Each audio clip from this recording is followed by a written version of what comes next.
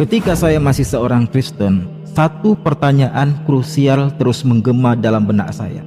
Apakah Yesus pernah secara eksplisit menyatakan dirinya Tuhan dan meminta disembah? Saya tidak mencari simbolisme, alegori, atau interpretasi metaforis. Saya mencari pernyataan eksplisit, normatif dari pribadi yang diklaim sebagai Tuhan. Saya menelaah Bible dengan pendekatan hermeneutika teks, bahasa Yunani koine, dan struktur naratif Injil-Injil kanonik.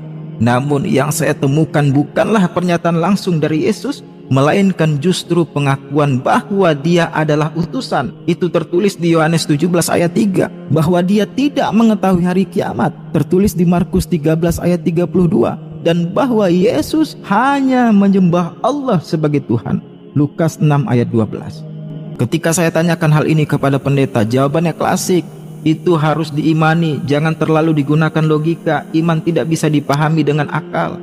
Bagi saya ini adalah dogmatis teologis yang mematikan intelektual. Jika Tuhan menciptakan manusia dengan alasan atau reason, mengapa rasio harus dikebiri ketika kita berbicara tentang keimanan?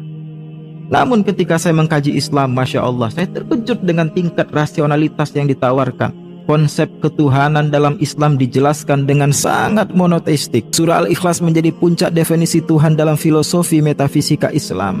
Katakanlah Allah itu Esa, Allah tempat bergantung segala sesuatu, tidak beranak dan tidak diperanakkan, dan tidak ada sesuatu yang setara dengan dia.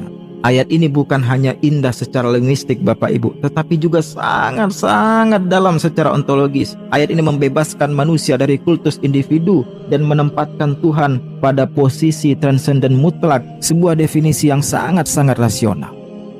Makanya kan sekarang orang barat masuk Islam, mereka ramai-ramai masuk Islam Bapak Ibu, karena mereka mengakui keunggulan rasionalitas dalam Islam. Will Durant, sejarawan Amerika, dalam The Story of Civilization menulis, akidah Islam adalah pernyataan yang paling logis dan sederhana, tanpa misteri atau doktrin yang tidak maksud akal, dan inilah agama yang selaras dengan akal sehat.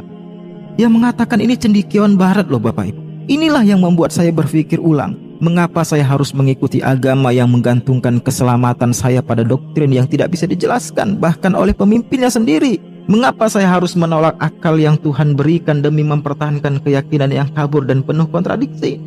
Dari sanalah saya sampai pada kesimpulan, agama sejati adalah yang membimbing hati tanpa mematikan akal, dan itulah Islam.